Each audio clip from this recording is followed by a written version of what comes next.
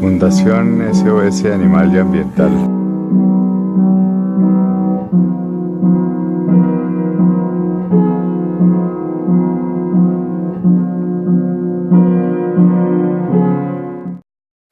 Bueno, hace 15 años nuestra misión era ayudar a personas que estaban a su vez ayudando a los animales abandonados o maltratados. Por unas circunstancias accidentales, un refugio quedó abandonado y nosotros tomamos un poco más de 100 perritos que estaban cerca de Bogotá. Y a partir de ese momento, pues, se fue aumentando la población hasta llegar a casi 400 perros. Hoy tenemos perritos un poco más de 200 y podemos decir que unos 40 gatos. Sin embargo, tenemos que decir de principio que consideramos que los refugios, si bien son una solución para algunos pocos animales, en el fondo no deberían existir. ¿Sí? Los refugios no deberían ser una solución. El problema se podría prever y evitar.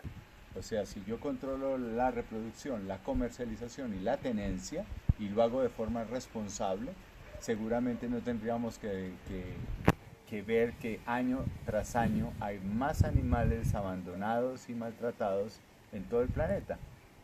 Entonces, si no hay abandono, no hay necesidad de que las personas tengan que estar mirando a dónde se van llevando los animales, porque tener los animales encerrados o tener, como hay muchos refugios, en jaulas o separados, esa no es la vida que uno espera de un animalito. Lo que esperamos en esta naturaleza es que los animalitos tengan toda la libertad posible, y esa libertad realmente se pierde en los refugios, en la mayoría de los refugios. Es muy costoso el sostenimiento de los refugios desde el punto de vista emocional, de esfuerzo físico y sobre todo también de la parte económica. Como no es un negocio, es muy difícil que haya recursos de apoyo, que haya personas de apoyo para estas misiones. Entonces conocemos que muchos refugios no son aptos para tener animalitos encerrados. Es tener una cantidad importante de animales disputando la comida, disputando el agua, sin atención médica regular.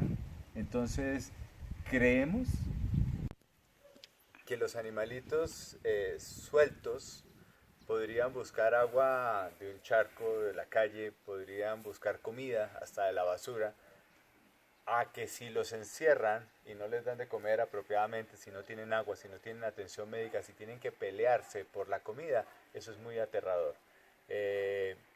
Para nosotros el principio fundamental de esto es que el sufrimiento en la vida es lo que tenemos que tratar de evitar. Entonces, si la gente fuera consciente de eso, evitarían reproducirlos, comercializarlos inapropiadamente, y se preguntarían seriamente qué tan responsables son al tener un animal como mascota, si lo pueden tener, si lo pueden sostener, si lo van a soportar durante toda la vida, porque cuando está joven y juguetón, muy bueno, pero cuando está viejito y tiene uno que alzarlo, llevarlo, soportar que haga sus necesidades cerca, etcétera, etcétera, si la gente está dispuesta a luchar por ellos.